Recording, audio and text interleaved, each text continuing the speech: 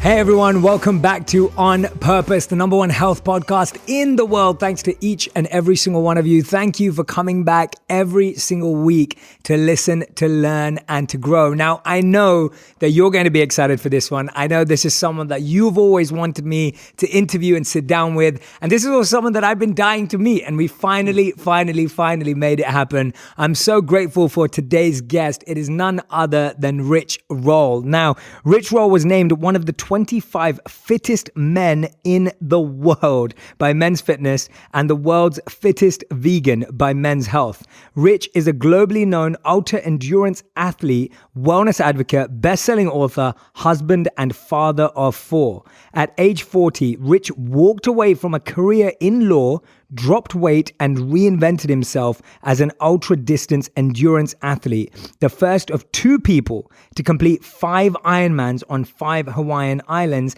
in under a week. It's crazy, literally insane. He is also the host of the wildly popular Rich Roll podcast, which I know you're big fans of, one of the top 100 podcasts in the world with over 70 million downloads. Today, I'm excited for him to share his inspirational story of addiction, redemption, and optimal health. Welcome to the show, Rich Roll.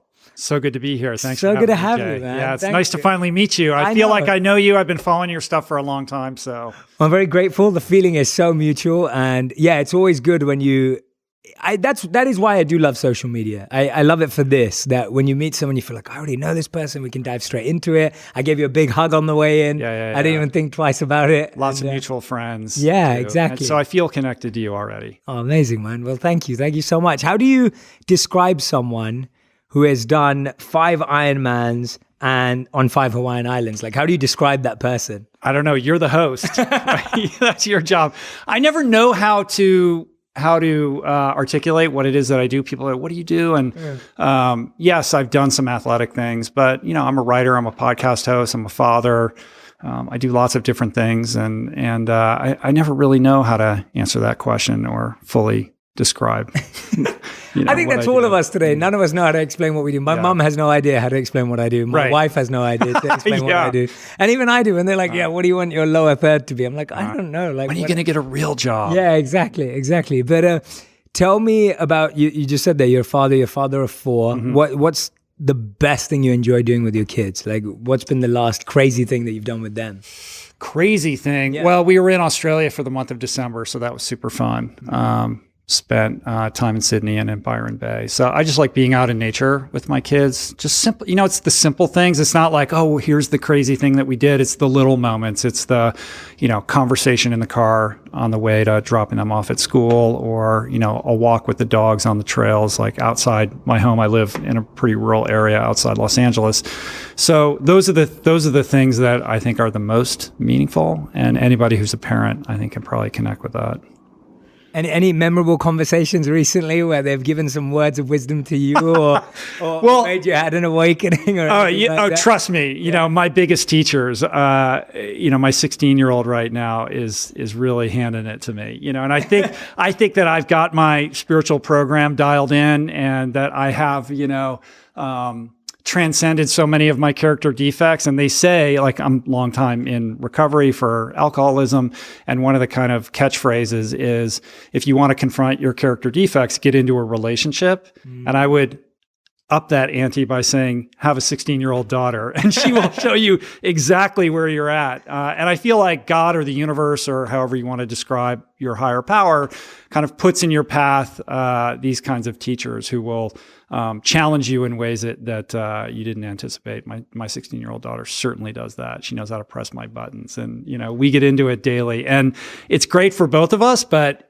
it's hard, man. It's hard being a parent. Yeah, no, I have plans at some point to become a parent, but I can see and observe from other people's experiences how hard it is. Yeah. So I'm making sure that I'm as prepared as I can be from that point of view before I dive into it. So yeah, I will come to you for some advice and tips. Everyone's always telling me, like, Jay, when are you going to write a children's book? I'm like, I am never going to write a book on how to be a parent, because it's I don't see there being a formula. And when I speak to parents, they're always very open about the fact of just, it's a new learning curve every day. And every day, man. Yeah. Every day. It's awesome. And your wife is an incredible vegan chef and cook and author. Yeah, she's also somebody that kind of defies definition. She does lots of things. It's funny. She's written 3 plant-based cookbooks: Plant Power Way Italia. She wrote a book on how to make plant-based cheese called This Cheese is Nuts. And the funny thing is, that's how people know of her, is this sort of vegan chef. And she's like, I'm not a vegan chef. That was just one thing that I did. Like, she would consider herself much more an artist, a musician, a spiritual teacher. She has her own podcast.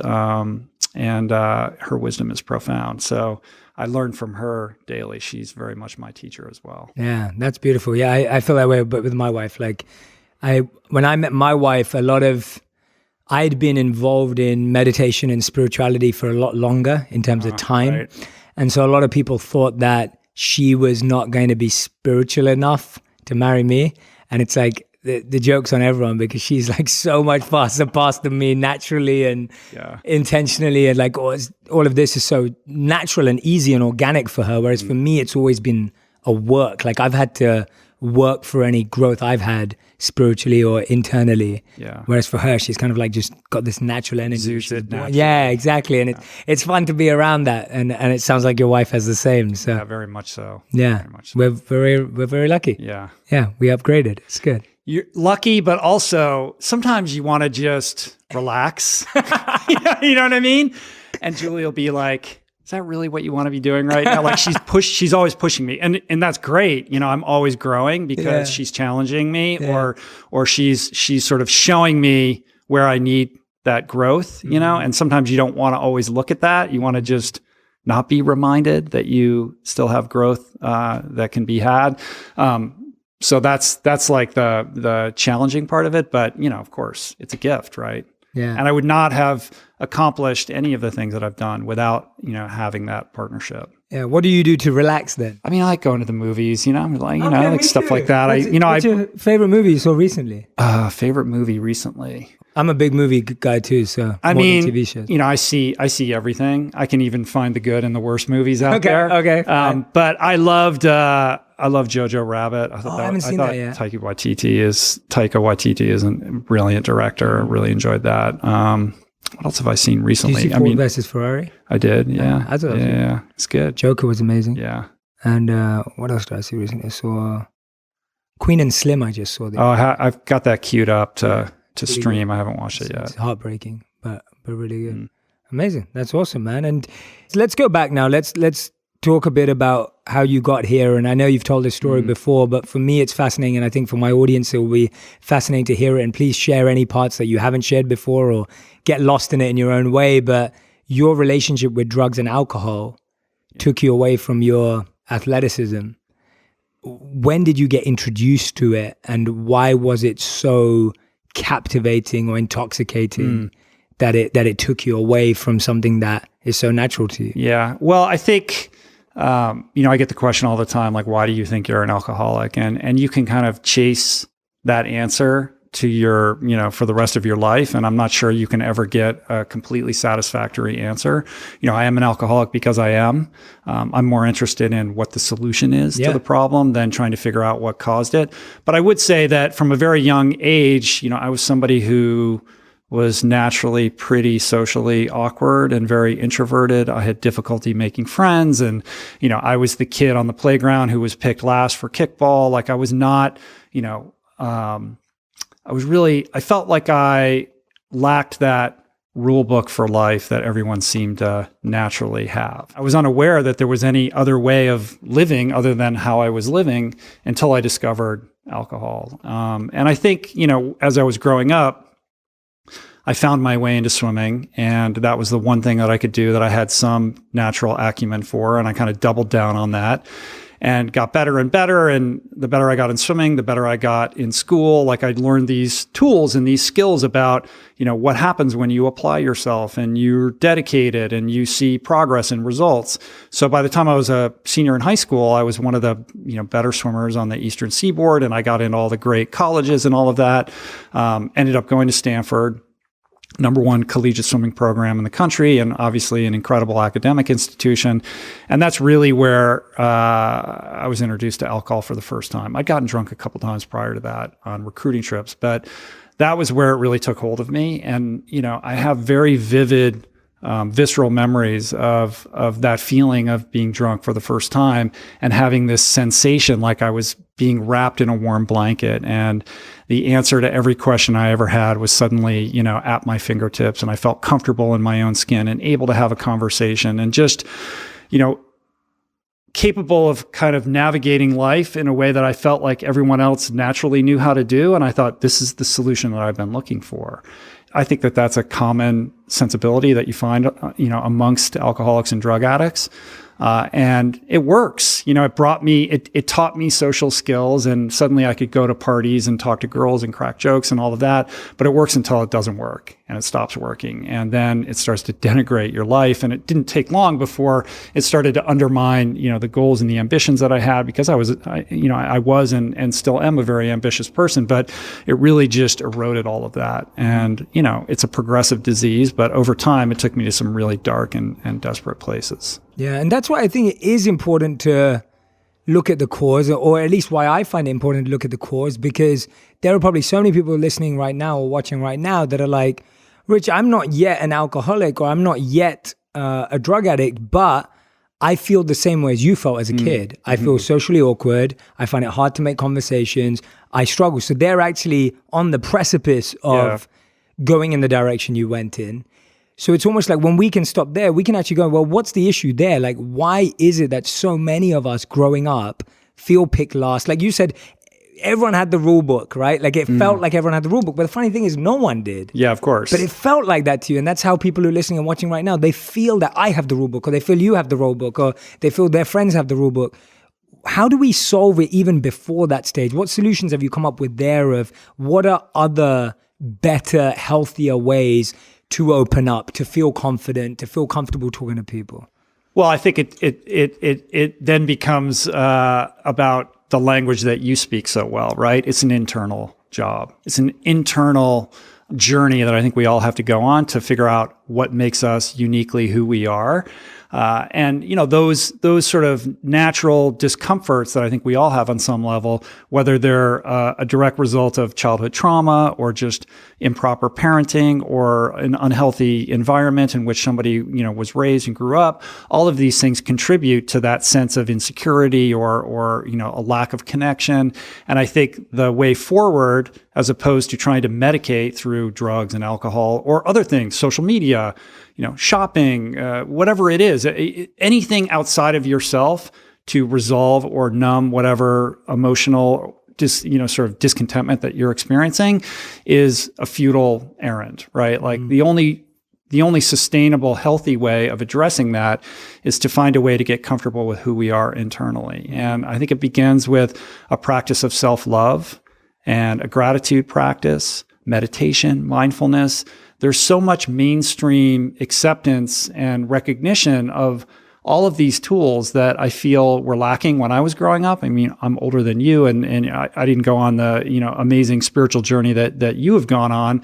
But I think there is now kind of an amenability to that didn't exist in the 70s, when I was a kid. And I think that's great. So for anybody who's watching or listening, if you're feeling that level of discontent, or you're experiencing, an inability to connect with other people, be aware of when you're reaching outside of yourself to change that internal state, and instead kind of direct that inward and go on that journey instead. And I think it will lead you to a healthier destination over time. Yeah, really well said. And I think you're spot on, because what I find is it's also the narrative that children hear from their teachers, parents, and media. So I remember, if you're a kid that spends time alone, teachers or parents would be like, oh, he or she doesn't have a lot of friends. Right. Rather than the narrative wrong.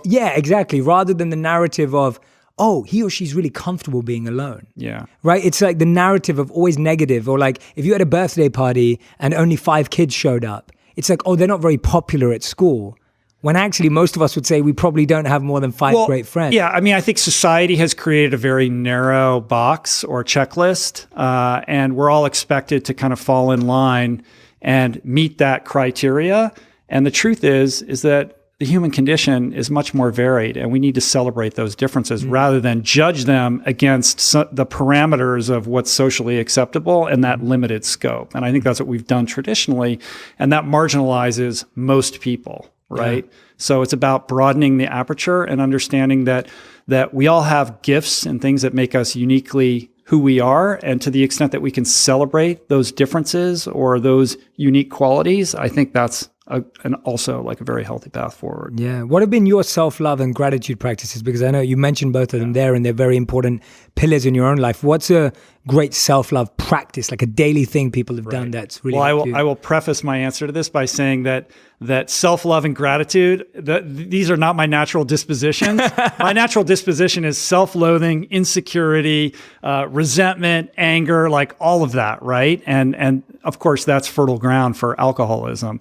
So I have to work very hard to keep those negative emotional tendencies at bay and to cultivate, to bring gratitude and self-love into my life. So, it begins with very simple, cheesy practices like repeating the mantra, I love myself, or even more powerful, what would somebody who loves themselves do in this situation? If I love myself, what would I do in this situation? Ooh, I like those, yeah. Always bringing yourself back to that. Do you know Kamal Ravikant? I don't know. So he's an amazing guy. You should have him on your show. But he just wrote a book called Love Yourself Like Your Life Depends on It. And it's full of all of these kind of self-love practices, which are very simple, but I think very profound. Yeah.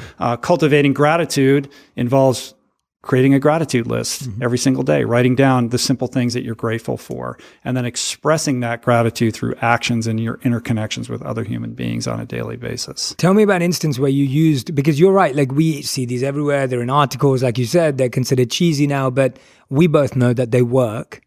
Tell me about a time when you used the first one, for example, that question of if I loved myself, how would I do this? Tell me about an instance where you've seen that profoundly affect your life, and with making a gratitude list. Like, tell me about a time when you were in that self-loathing, totally degenerative kind of position, and then having a gratitude list, how that's made that switch. Well, I think there's micro examples, like when you're choosing what food to eat, are you going to choose the fast food thing or the healthy thing? Well, if you love yourself, you're going to choose it. So there's plenty of things like that. But I think on a very macro level, like I've leveraged these practices to quite literally changed my life. Like I, for many years, was a practicing corporate attorney, very unhappy in that profession, trying to jam this, square peg into a round hole forever, until I had a bit of an existential crisis, kind of crash into a health scare that really forced me to take stock of how I was living and make some changes.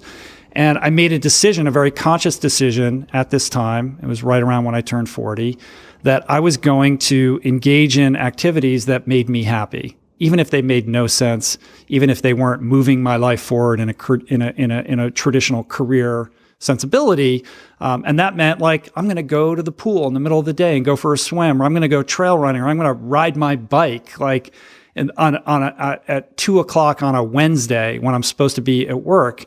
And I didn't care what anyone thought of that. And I feel like that was very much, it was very difficult for me to begin doing things like that, but that was how I was exercising or practicing self-love. Like, I'm just going to do this thing that makes me happy. It's very simple. It's a very primal activity, and it doesn't have to mean anything. It doesn't have to be moving me forward in any particular direction. It's really just honoring myself.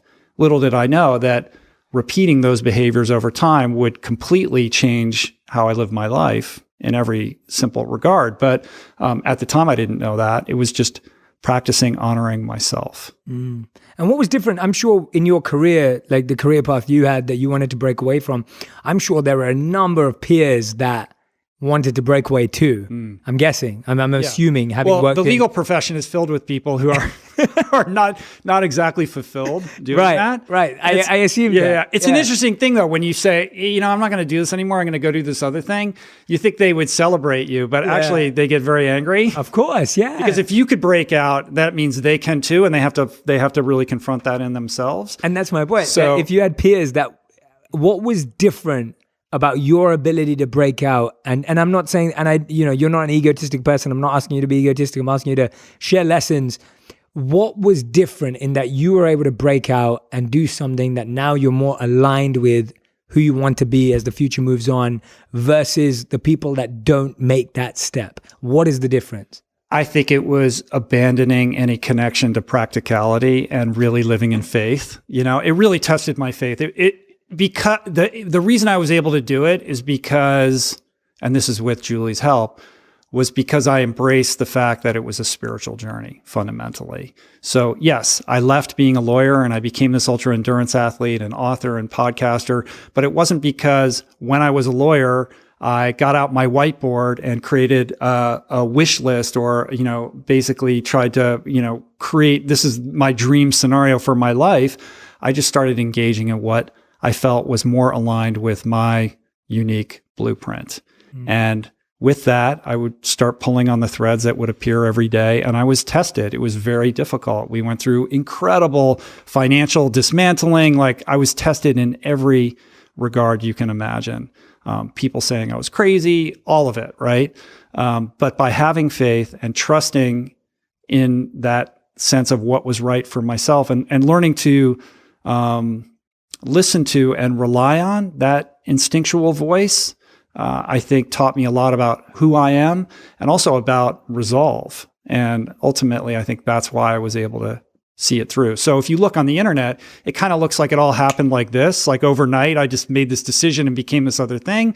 This was like, I've been doing this for, 15 years at this point, and I got sober at 31. It really began when I went to rehab at age 31 and started to reconfigure my life based on spiritual principles. And here I am 22, 23 years later, still learning, still growing, still making mistakes. So it's very much not an overnight thing, and it's all a spiritual journey. And what is your faith in at that time? Because it's almost like most people, when they're in that transition, it's like you don't really have faith in yourself, or you may not have faith in your skills. Like, is your faith in the belief that doing the right thing is the right thing either way? Or is your faith in the fact that you have your wife who's supportive? Like, what is that faith in? Because I feel like that's the hardest thing for people. And I can only speak for myself that I knew that my faith was in the guidance of my teachers. My faith was in the books that I'd read and the philosophy I believed in. And my faith was in, there's a beautiful, beautiful verse in a text called the Manusmriti, which says that if you protect your purpose protects you. Right. And that was what my faith was in, was that statement. And I was like, I am going to test that statement to its limits. But that statement requires that you understand what your purpose is. Correct. Yes. Absolutely. And I very much did not know what That's my what I'm purpose saying. So what was your faith in? So, well, first of all, I will say that I was on a journey to discover what that purpose was, and I had a fundamental belief that I did have that there is or was a purpose for me to discover, and I used endurance training as a vehicle for that process of self-discovery, because there's something about being out on a trail for hours and hours and hours or on an 8-hour bike ride. You're stripped of all artifice, and the kind of low-grade suffering that you experience forces you to confront yourself in a very honest way, right? And you meet yourself in a place that you're not used to, and there's a lack of artificiality and artifice in that place where you can be really honest. Like you're wrestling with your soul at the most profound level, I think, and that's what attracted me to this world. And that's what helped me answer all of these questions, getting comfortable in that crucible. But if I had to say, what is the philosophical belief that kind of underpins that, I would say that we are here to grow, and we are here on a journey of greater self-actualization. And the closer we can approximate that place of self-actualization, the better position we are in to express our unique blueprint and purpose in service to other human beings, right? And for me, it's been a process of trying to uncover what that is for me, and then ultimately bring greater expression to that for the betterment of other people. What does it feel like right now that it is for you compared to when you first started on this path? Where's the evolution of that? Yeah, well, it's interesting because for a long time, it was like, oh, you're the vegan ultra endurance athlete guy. And it's like, yeah, I am. And I did those things. But that's just one expression of who I am. And the podcast, much like your show, has been about trying to continue that growth and to understand that I was able to do those things in the endurance world because I understood that we are all sitting on top of gigantic reservoirs of human potential that remain untapped. And I was able to tap into that aspect of myself in an athletic context and express that. But there are all these other areas of untapped potential in my life and in my friends, people that I meet, everybody's life, right?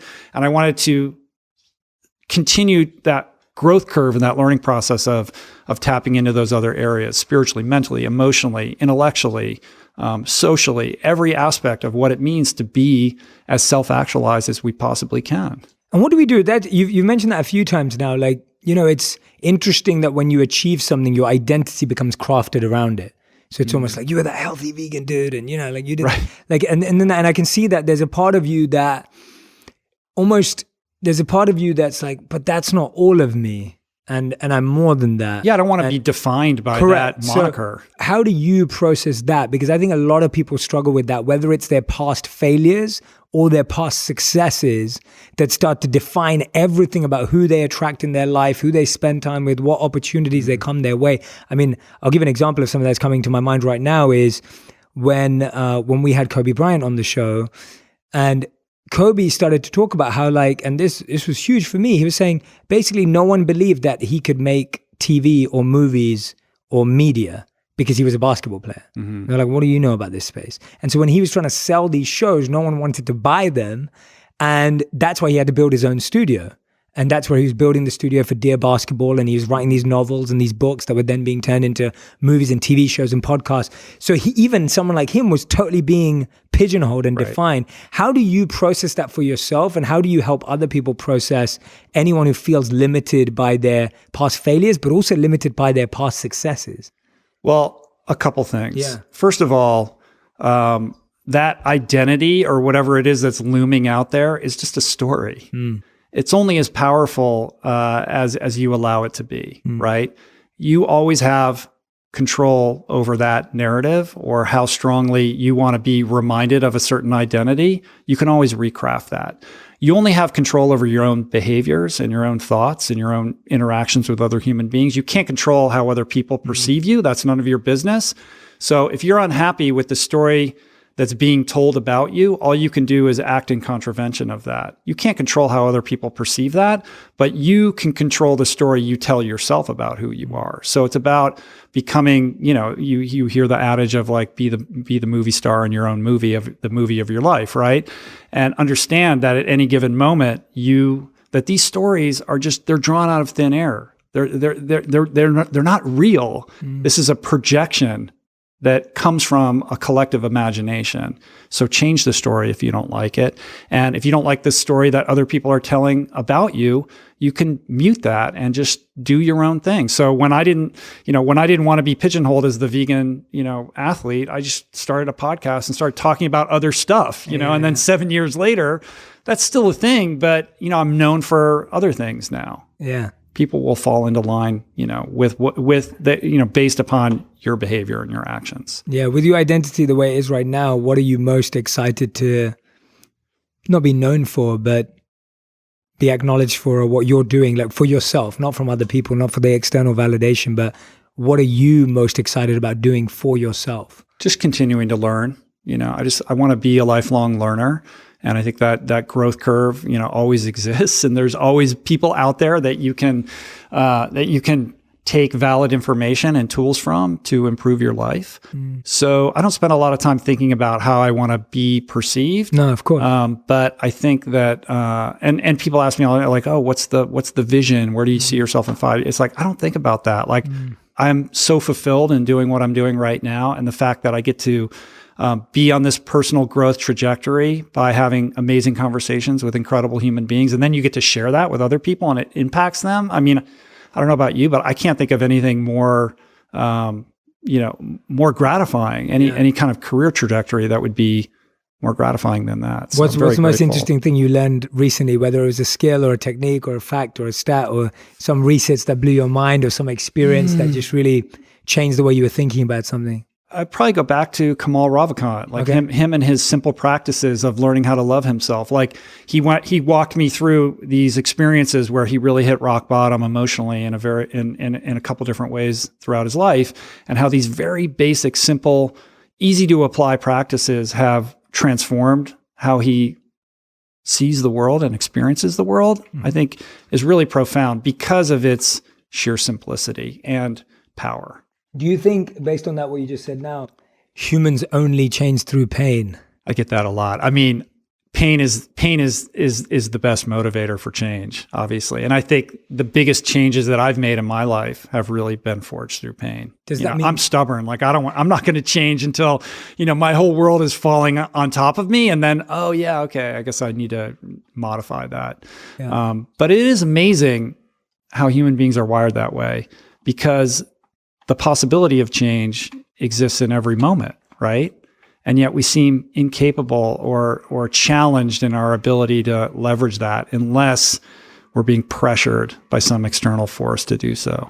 Yeah. If someone's listening or watching right now, but is feeling like they're a safety, secure, stability, motivated individual, and they're like, oh, that's just too much risk for me. It's like, even the spiritual faith, everything you guys are talking about, like that's just, to live in that uncertainty, to live with that much faith, to push to that degree. What are your advice for them? Like, what would you say to that kind of? Well, I would say that security is an illusion.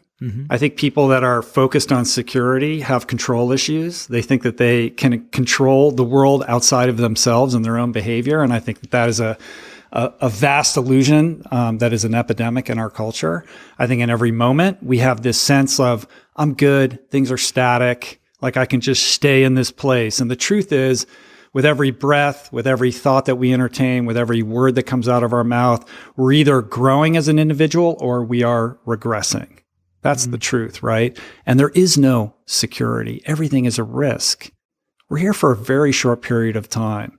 So my call to action to everybody is, don't wait until you find yourself in some existential crisis because you've been living your life based upon some, social rule book that doesn't fit your own blueprint. Instead, embrace what is uniquely you and have the courage and the fortitude and the faith to try to bring expression to that. It may be scary and it might contravene what your parents want for you and it might seem risky, but ultimately, I think the riskiest thing to do is to play it safe and live your life in accordance with, somebody else's expectations of what you should do and be. How did you know that you'd found something about yourself that was uniquely you? Like you've said that a few times now, uniquely you. How do you know when something is uniquely you?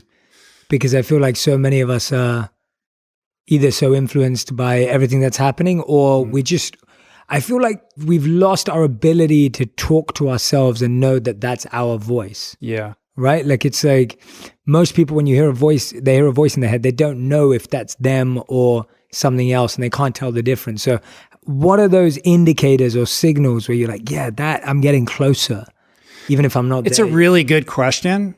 And I don't have like a simple pithy answer. Sure. I think it's hard. I think you're correct in that we're so distracted. Our phones are always in our hands. There's always a reason to not be present with ourselves. And the more detached we become, the more difficult it is to know what that internal voice is. So I think the process of trying to understand what is unique about Jay involves that looking inward process, right? It's about meditation and mindfulness and getting quiet and trying to, spend time contemplating, like, what was it that made you happy as a kid? Like, what did you like to do when you were left to your own devices that now you feel like you haven't done in a long time or would be foolish as an adult to spend time doing? And maybe there's a lesson there for you to see. I don't know. I can't answer that for you, but I know that those answers reside within all of us. And in order to heed them or get clarity, you really have to have the discipline to carve out that kind of quiet time, solitude with yourself. What's the best advice you've received on solitude on the podcast? Is there anyone you remember that kind of you just felt embodied solitude the best, or that kind of quiet, or that? Yeah, I mean, there's been a couple people. Of course, you have like meditation masters like Sharon Salzberg. Who, I think maybe the most profound, though, in the most grounded way was Yuval Noah Harari. Basically talking about how like clarity is a superpower. And now, because we're so distracted, distraction is our natural disposition to just be clear and quiet, to have presence of mind, to have clarity about what you think about a particular thing, is a superpower, where that used to just be normal, right? Yeah. Which kind of makes it easier to distinguish yourself, because all you have to do is put the phone away, learn how to be quiet, learn how to connect with your internal voice. And that makes you much more capable than the person sitting next to you. What was the conversation that surprised you the most? Was there anyone that not blew your mind, but just surprised you with a belief that maybe something you held true, but when you spoke to them, they changed your mind on it? Was there anyone like that changed your mind on something that you thought was very concrete in your life? Or I'm always fascinated by our beliefs and how they can shift. Like, I've always considered myself to be someone who, I felt like when I was spiritually immature, I felt like I had my beliefs and they were the answers, and then nothing else was true. Yeah. So what I believed was true and anyone else's answers were completely false. Right. And then as I started to grow more, you start to realize you know nothing. And you're like, okay, I don't know anything now because I'm not really sure about any of these beliefs. And then you get to a point where it's like, well, I have some values and beliefs. They work for me. And now I'm willing to trade and upgrade based on what I'm exposed to, because now I learn that I need to have a map or a guidebook or a rule book that works, because you need that for life. Yeah. But then I hear someone say something and I'm like, oh, like that has just opened up my mind in a completely different way.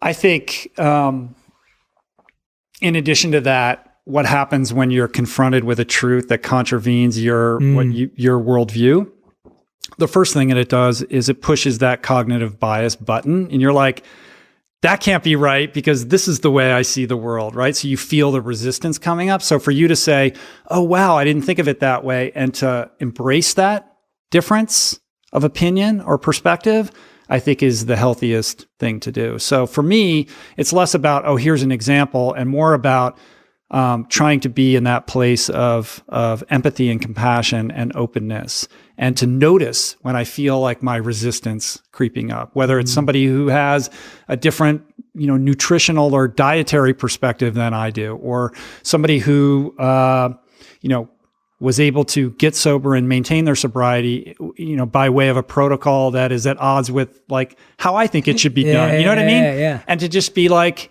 the world's a big place. The human condition is multivariate. Like, I don't have all the answers. And to be able to sit with somebody who's coming from a different perspective and try to find mutual ground and meet them where they're at with compassion and with empathy, I think is really powerful. It's something that I'm always endeavoring to do with whatever guests that I have on my show. And I think it's what's sorely lacking in our culture right now. And I think if there's anything that I'm trying to do with my show and the example that I set with how I conduct my conversations is to say, look, if we want to move forward as a healthy culture, as a healthy society, we have to be able to meet each other in our differences with compassion, with understanding.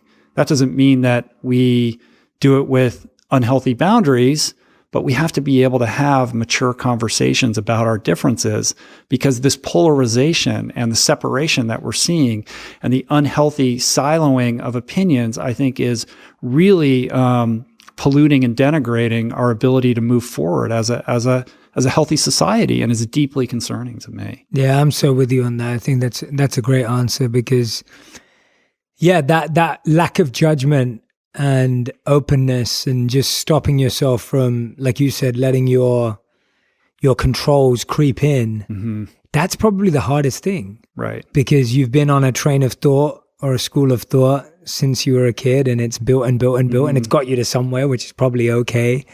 And then all of a sudden someone comes and just surprises you with a note. What's been the best way you've found, apart from having conversation on the podcast, have you found that people are able to create that openness in their own lives? Is it more travel? Is it watching things that you wouldn't watch? Like, what have you seen that? Like, how can we encourage that more for people to be okay with exposing themselves to opposing ideas without placing judgment on them? Yeah, it's tough. I mean, I think travel is a big one, right? Investing in experience. People who have done that tend to have broader views and perspectives and more open-minded about a variety of issues than people who just stay in one place and have their news feed. Yeah. And even who they follow on their news feed, because that, again, if it's diverse, you're again meeting diverse people there too, right? Yeah. And so I try to have, certain people on my show that I disagree with for that reason. But it's always tricky too, because it's like, I don't want to, you get accused of platforming people, right? And that becomes a whole other kind of crazy thing. Let's talk about that. Let's talk about that. I get that tons. I had, I'm trying to remember when did I get? And this is what I find every time I do that. Everyone who listens is fine with it. Yeah. It's the people who don't listen that have an issue with it. Right. And so like I met her at a meditation conference in San Francisco. Mm-hmm. And I spoke on stage and I saw her in the audience, and she listened through every speaker that spoke that day before she spoke for herself.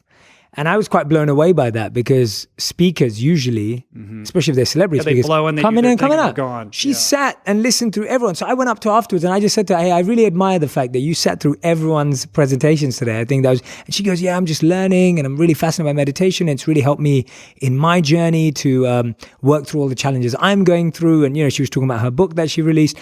And she was a new entrant to mindfulness and meditation, but finding so much greatness within it through therapy and everything. And so I was like, you need to come and tell that story, I said to her, and she came on. Yeah. And it's just so fascinating that when you don't tell that part of the story, or people don't have that context, right? It's like, yeah, why would you give her a platform? She's gossiping, all this kind of stuff. And I was like, yeah, but we didn't talk about that, so. Yeah, I had an experience like that. I had John and Molly Chester on my show, who are the farmers behind this documentary called The Biggest Little Farm. I don't know if you saw this movie. I've not seen it, but I know what it is. Yeah. So there's a farm not too far from where I live out in Calabasas, where they took an arid plot of land and over a 7-8 year period turned it into this thriving, like organic farm based upon regenerative principles. And I thought that was an amazing story. It's a beautiful film. And these people are not vegan. Some of the animals that they raise are then, they've sold to slaughter, right? So I'm a vegan, right?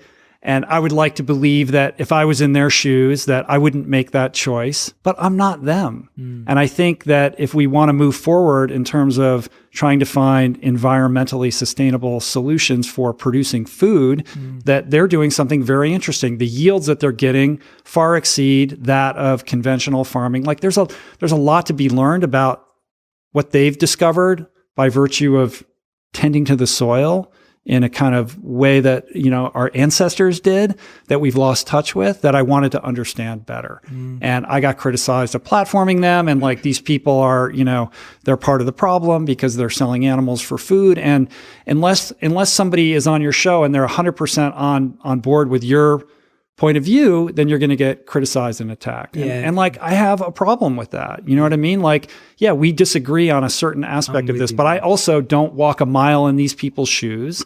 And just because they're doing one thing that I might not see eye to eye with doesn't mean that there isn't much that can be learned about other things that they're doing. Totally. Yeah, that's beautiful. I'm really happy to hear that. Mine's the same approach completely. I feel exactly the same way, because I find like as humans, we're so good at that singular judgment.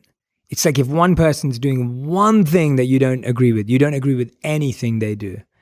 And that amplification of judgment is it can be really harsh for us. And I fall into that trap all the time. I make that mistake all the time, where it's like, and we do the opposite too. If you like one thing one person does, you like everything they do. Yeah. So we also do it with positives, right? Because it's simpler, I guess, for the mind to process. Right. It requires less thought and less intelligence to either neglect someone based on one negative or appreciate someone based on one positive. It's more complicated to look at the gray area. So with that understanding then, how does that influence how you comport yourself on social media, right? There's this impetus or impulse, like when something is happening, there's a wrong in the world, you feel like you have a responsibility because you have this audience and this platform to voice your opinion or redress it or engage in the dialogue and the arguments that surround it. Like, how do you think about and practice that?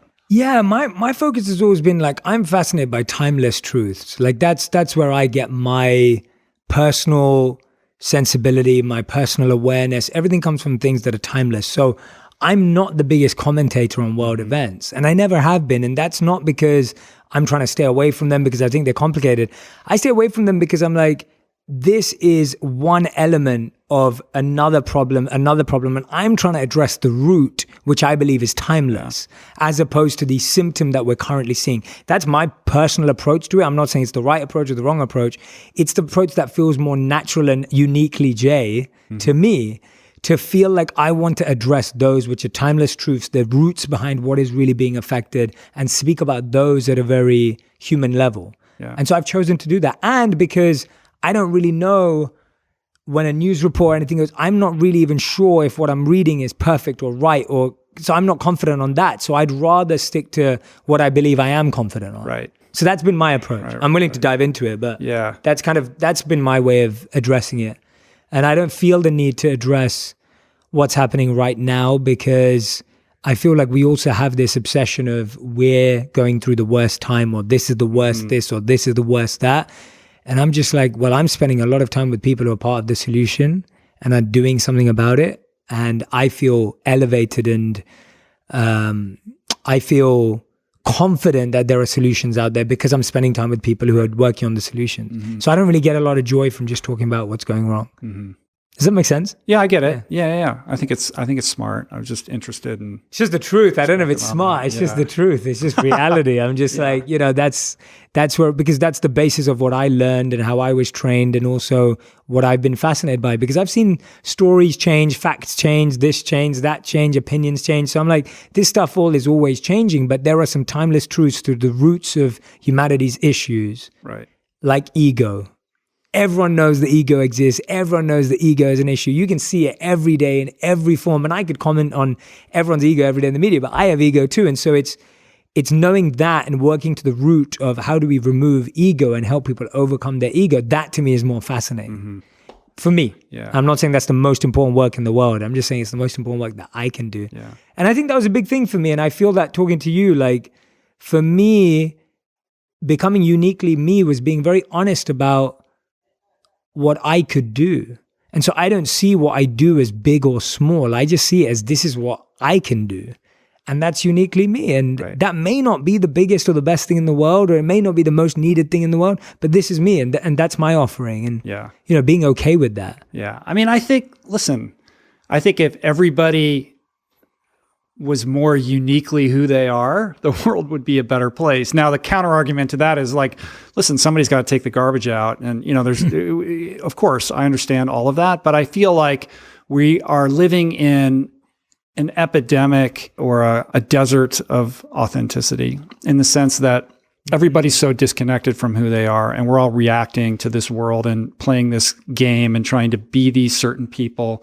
Whether it's, getting the fancy car or the good job or the right suit or whatever it is, we're living for these externalities, right? And the more that we invest in that, the less connected we are to ourselves and to divinity, right? And to our fellow human beings. We are coming from ego, and we're living in this detached state that I think ultimately is a disease, And so if there's anything that I like to speak to, it's about like that reconnection process. And to the extent that we can be more connected to ourselves and to other human beings, and to bring greater expression to that, the world then becomes, by virtue of that behavior, a better place. Can you have both? How and why? What do you mean by that? Like when you're saying, like, because I feel like it's become that rhetoric's very common of like, these material things are taking us away from ourselves. Yet we find that we all have desires, we all have needs, we all have likes and dislikes. So my question is there a path to have things and get connected with yourself, or are they opposite? Yeah, the things are not bad in and of themselves. It's our relationship to them. It's what we project upon them.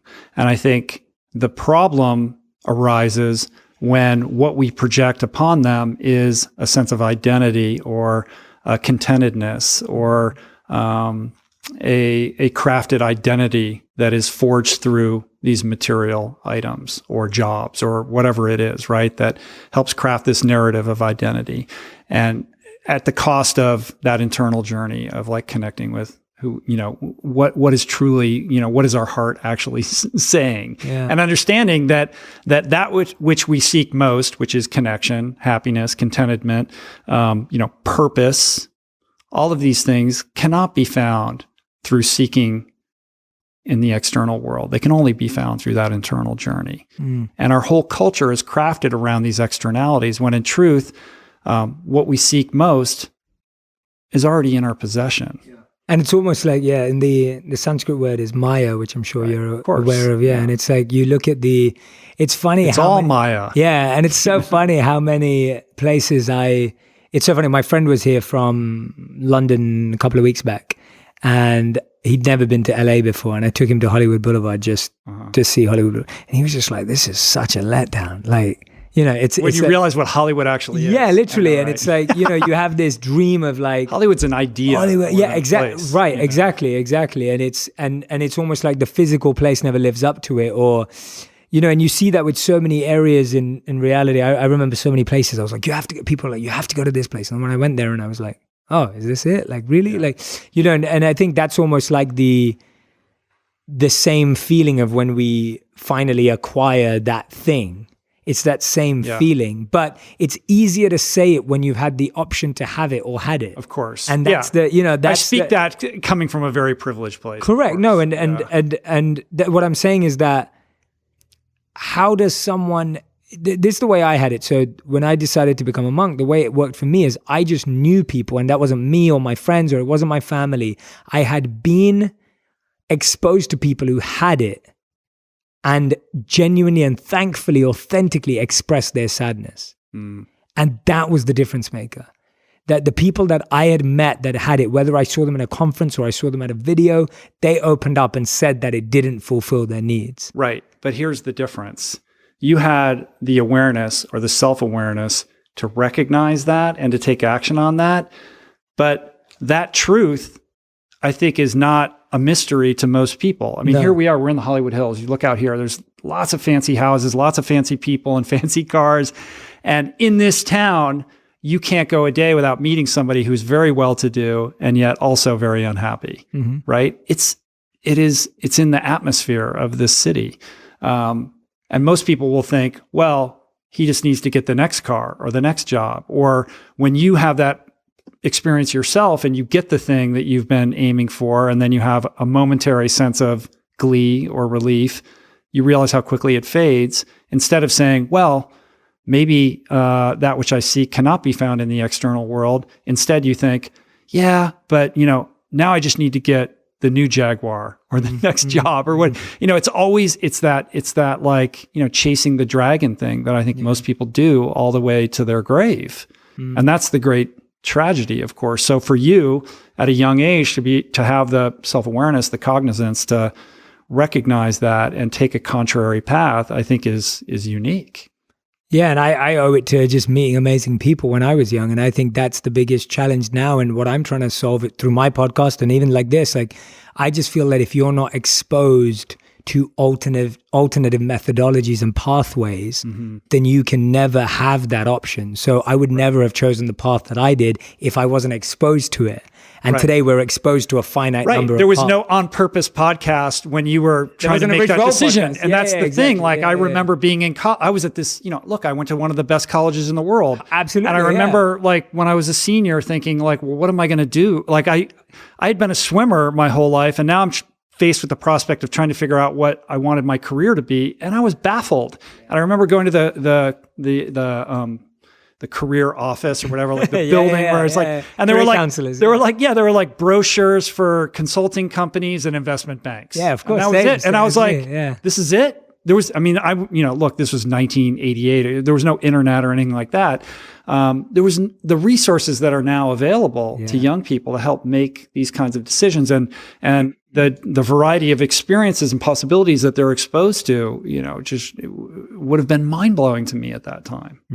What's been you've mentioned your wife a bunch of times throughout this interview as being such an important part of your spiritual journey. What's been amazing for both of you together on this spiritual journey? What have been some of the shared experiences or practices or methods in which you've both learned together and grown together. It's been an incredible partnership. I mean, there were so many times when I just thought I was a crazy person. Like I was not practicing law, not bringing in money, out on my bike all day, cars getting repossessed. Like we couldn't pay even the smallest bills that we had. It was very humiliating and emasculating. And I remember being at my breaking point more than once and going to Julie and saying, this is ridiculous. We have kids. I can't pay the bill. Like, I need to go back to doing what I was doing before. And she would say, no, like, we already know where that path leads.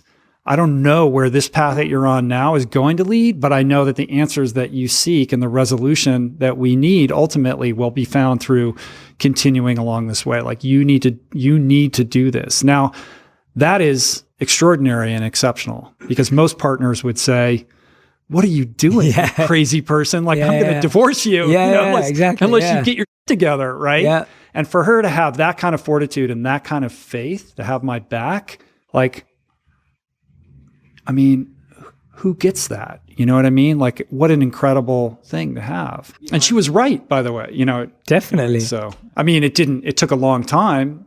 It wasn't on my timetable. Yeah. And it was premised on this idea of like, when the heart is true, the universe will conspire to support you. And that's been a truism in my life.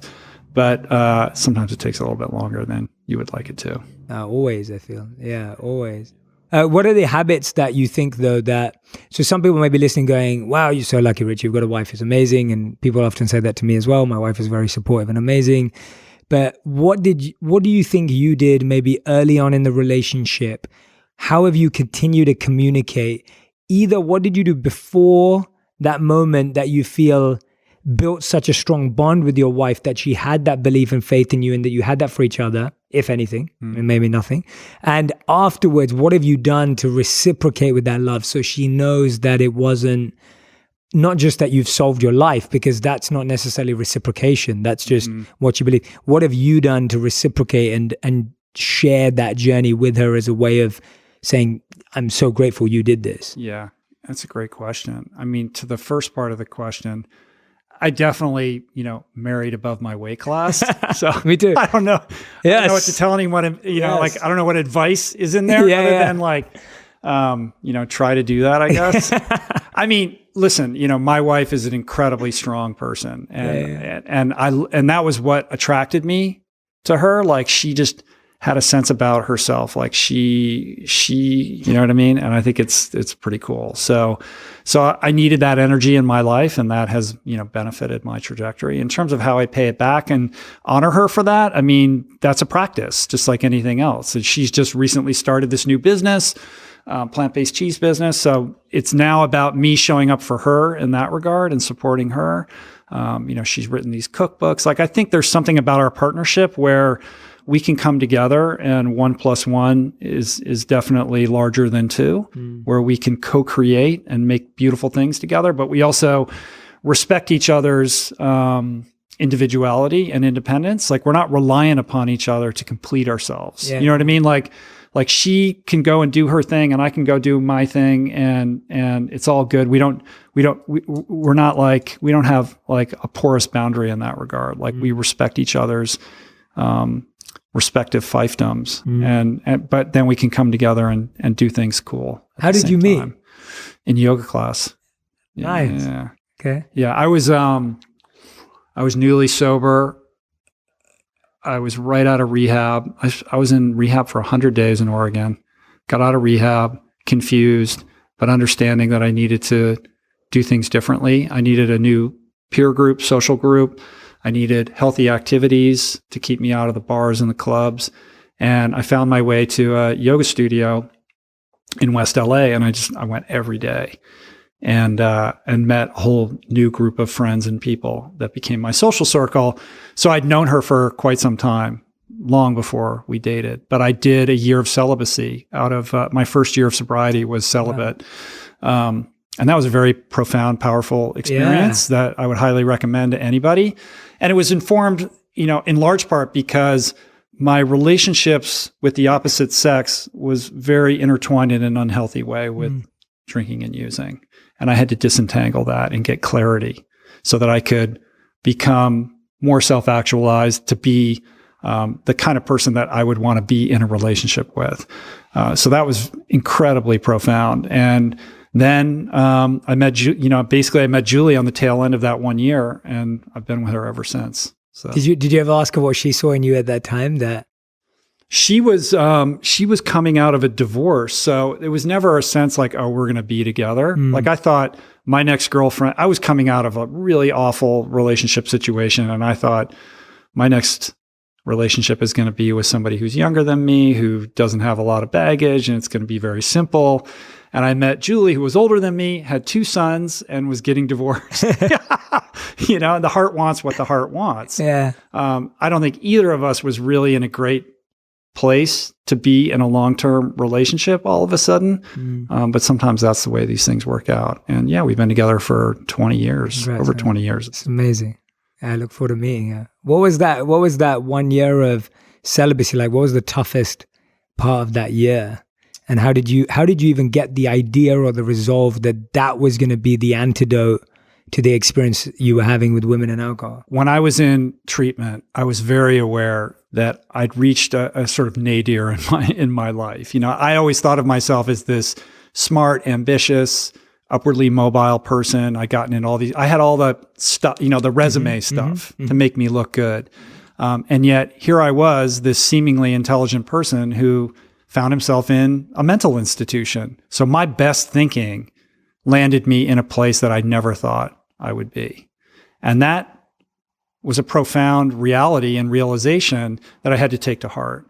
And what that did was it created a willingness in me to receive help from other people. I never wanted to ask for help, let alone receive it, but I was in a place of great willingness to do that. And it was impressed upon me that my relationships with women were dysfunctional and unhealthy, and I needed to relearn how to do that. And I was told that this would be a good way to do it, celibacy. And I was in a place of just saying yes. Like, just trying. If you're telling me that this will make me better, then I will do that. Rather than, well, how's that going to help? Like questioning it. That's what kept me drunk for a long time. So I just decided I was going to say yes to all of these things, and that was one of them. And it was difficult. And what you realize is how much or at least I can only speak from my own experience, but the extent to which I was using relationships to medicate myself in the same way I was using drugs and alcohol. If I felt uncomfortable or in a state of dis-ease, I could seek validation or distract myself through the opposite sex in the same way a drink or a drug would do that. And I think just understanding that helped me unclutch or detach from that dynamic in a way that helped me then figure out a better, healthier way for having that interaction. And I think when you say, listen, I'm not dating, I'm not having sex, I'm celibate for a year, it's incredibly, it's a very powerful thing. Because then it strips away, basically it removes all of the kind of manipulation and ego that goes into every interaction that you have with the opposite sex, and makes you very aware of how much you do that. And also, it's like you're standing in your power because you don't need anything from another human being. And I think that helps you reframe all of it. And I would, like I said, I would highly recommend anybody who's challenged in their relationships to explore that in themselves. I love hearing that from you, because I literally just, in my book, I write about being celibate for 3 years. And I was trying to figure out how to explain it and express it in a way that I felt people would be able to understand what was truly achieved from it. And it's funny because in my book, I literally wrote about how one of these definitions of the monk term brahmacharya in Sanskrit is right use of energy. And it talks about the amount of energy that is wasted on the ego, impressing, the manipulation sometimes, or the coercing of the opposite or same sex. And how much of that time and energy and mental space saved is so powerful for creativity and wisdom and insight and spiritual revelation.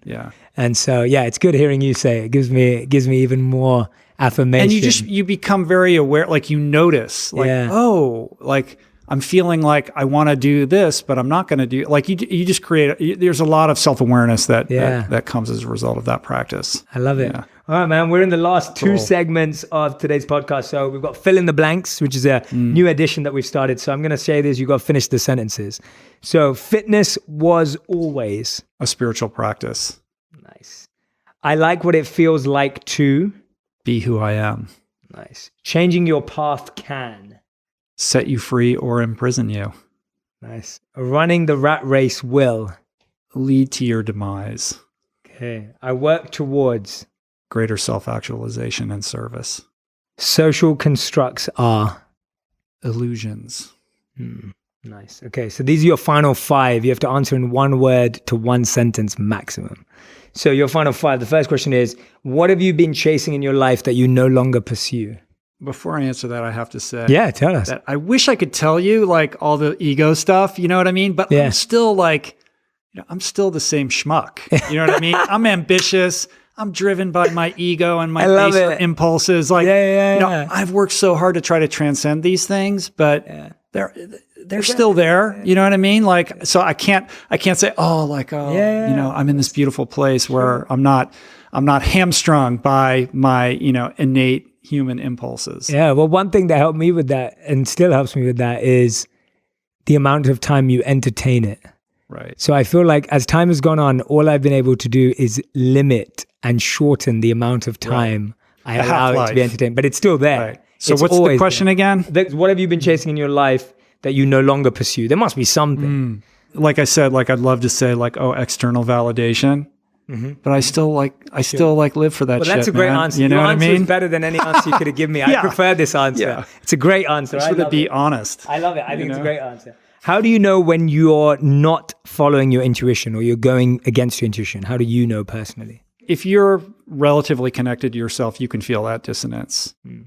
What does it feel like? It feels like a dis-ease. It feels like a slow creeping anxiety. Like when your actions are not aligned with your values, Yeah.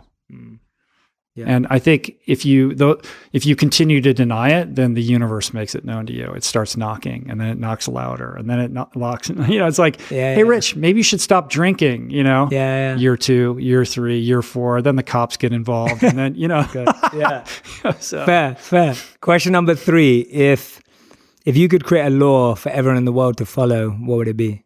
I really do think the most important thing is to cultivate self-love. Because that's the foundation upon which all good things will come. Beautiful. Question number 4: What is your best parenting advice? If you have a piece of advice. Oh, there's so many. I mean, one thing I would say is your job is to love your kids. It's not their job to love you. Nice. That's beautiful. There's a lot packed into that. There's a lot packed into that. That's awesome. I can just leave it. At that. Leave it there. We'll have to go into that on part 2. Okay, 5th and final question of the final 5. What is the greatest lesson you've learned in the last 12 months? Has really been impressed upon me is the sheer impermanence of everything. Like at 53 now, I'm starting to confront my mortality in a way that I didn't in my 40s. And when we see kind of the fragility of social structures out there, and now we're dealing with environmental crises and the coronavirus and all of these things, like we tend to think like we're in a post-history world, and we're just not. And as I age and confront my own mortality and see the impermanence of everything out in the world, you realize how not meaningless, but how unimportant most of the things are that we concern ourselves with on a daily basis. Amazing. Thank you, Rich. It's been fantastic. Yeah, man. It's amazing. Thanks, man. Thank you Appreciate so much. Jay. Yeah, this was a brilliant conversation. Thank you so much for sharing so vulnerably and authentically. I really feel like, every answer you gave was truly uniquely you and genuine to you. So I hope so. I really appreciate that, man. Thank you so much. And everyone who's been watching, please go and follow and check out Rich Roll on Instagram, the Rich Roll Podcast. Make sure you go and subscribe to his podcast, follow him on Instagram, and anything that he said today or that we shared today in our conversation, please make sure that you go and post it on Instagram with the quote, with the thought, with the idea. Tag us both in the post as well. I love seeing what you learn and take away from these episodes. It will mean the world to me. Thank you so much for listening to On Purpose, and I'll see you again next week. Thank you, man. Hey everyone, my name's Jay Shetty and welcome to my YouTube channel. Every week I'm sharing 3 videos that are going to help you feel more fulfilled, feel more happy, and more successful. Make sure you subscribe to this channel so that you can find out about the videos as soon as they launch. Press the like button and leave a comment, and let's keep making wisdom go viral together. Make sure you subscribe. So this is Shrimu. Do like.